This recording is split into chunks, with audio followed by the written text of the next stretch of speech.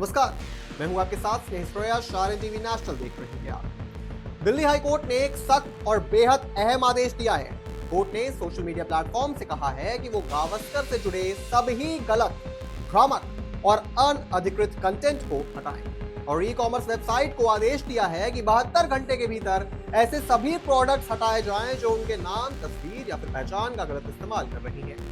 ये फैसला उन तमाम कंपनियों और लोगों के लिए चेतावनी है जो मशहूर हस्तियों की पहचान को खुले बाजार में बेचते हैं। दरअसल पिछले हफ्ते सुनील गावस्कर के वकील ने दिल्ली हाई कोर्ट का दरवाजा खटखटाया था।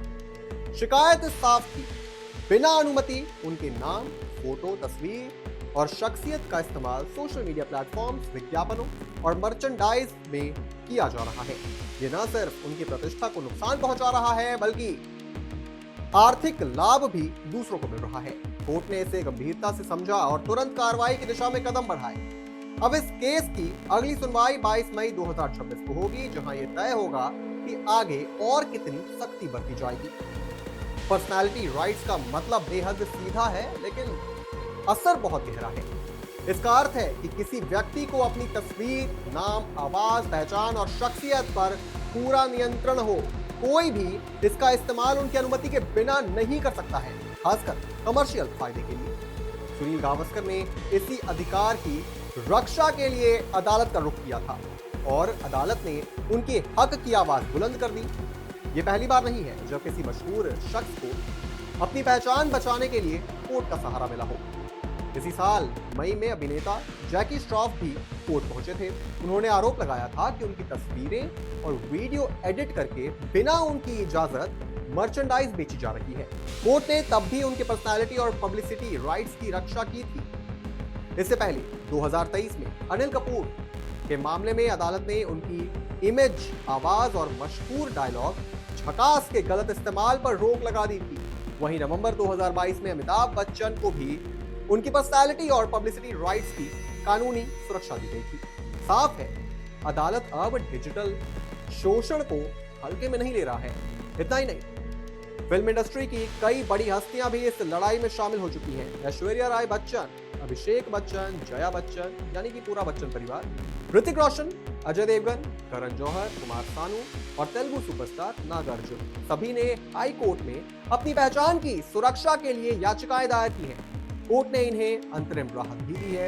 ये एक साफ संकेत है कि अब मशहूर लोग चुप बैठने वाले नहीं हैं। दिल्ली हाई कोर्ट ने सुनील गावस्कर की याचिका पर सुनवाई करते हुए सोशल मीडिया प्लेटफॉर्म्स को 7 दिन के भीतर कार्रवाई करने को कहा है।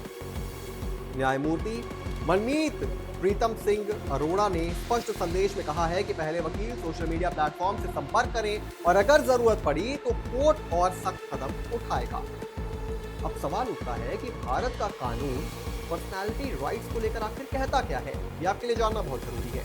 भारतीय संविधान का अनुच्छेद 21 हर नागरिक को निजता का अधिकार देता है, यानी प्राइवेसी का अधिकार, और इसी के दायरे में पर्सनालिटी राइट्स भी आते हैं।